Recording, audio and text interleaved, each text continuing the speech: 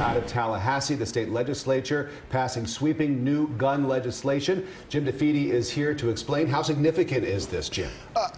I'm a little bit speechless, because let me just sort of tell you, I never thought I would see legislation like this pass. This has always been known as the gunshine state. This is a state that the NRA has always used to pass their most arcane laws, their harshest laws, through the Tallahassee legislature. But what this legislature did was reverse decades of that influence, to raise the age to buy a assault weapon or a long rifle from 18 to 21, to institute a 3-day waiting period, to add background checks, to give the police the right to go to court to seize guns from the house. The greatest fear that the NRA has always had was that they are coming to take our guns. That's what they said through 8 years of the Obama administration. We've now seen the President of the United States say, take the guns first, and now we have the Florida legislature, the first body anywhere in the country, to say, yes, we need to do this as well, with a court order, with due process, but we will take the guns against those who are a threat to themselves or others. It cannot be underestimated how momentous this is.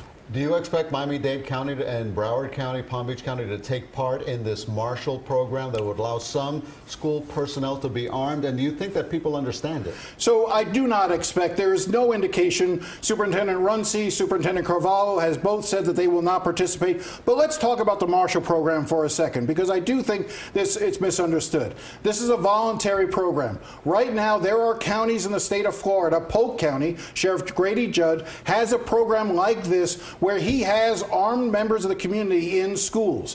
What this does in Tallahassee, and what I think people sometimes lose sight of, is this now sets a standard by which any school district that decides to try to implement this has to meet. It's 130 or 140 hours of training, including diversity training. It has all sorts of rules and regulations, so it's not just arming schools willy-nilly. The other thing, too, is I know that there are going to be a lot of people who are upset because the assault weapons ban was not included part of this. I have no doubt that the students at Marjory Stoneman Douglas and their supporters will see this bill as a failure because it did not deal with the assault weapons ban. I will tell you they should continue, if that's their belief, to push that, but they need to recognize this moment. This was historic. This never happened after Sandy Hook. This did not happen after the Pulse nightclub shooting in Florida. This did not happen after every major shooting. But this shooting at this school in Parkland has changed the discourse in this country and got the legislature in Tallahassee to act in a way I never thought was possible. Talk about the strength of the gun lobby, though. I mean, it's still, this is a very powerful lobby in Florida and around the country. What does this tell us? Does this give us any kind of indication of what might be going on nationally? Look, the NRA is going to have to take a deep breath here, because the fear is that this could almost be like a boomerang in reverse.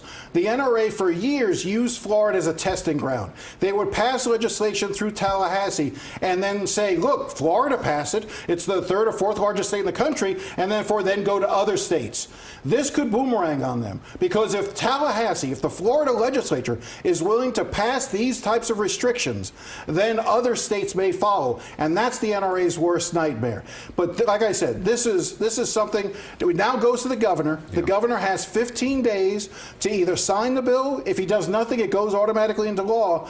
He could veto, because he has said he's not a fan of the Marshall program, the one that would allow some guns in schools for the right personnel. But if he were to veto for that, he would then call a special session. My prediction from talking to people is Republicans expect that he will sign this bill and it will become the law of the land. And then from there, my guess is you'll see the NRA try to challenge certain things in court. All right, Jim. They've done that before, by the way, Jim. Thank you, Jim. Thank you.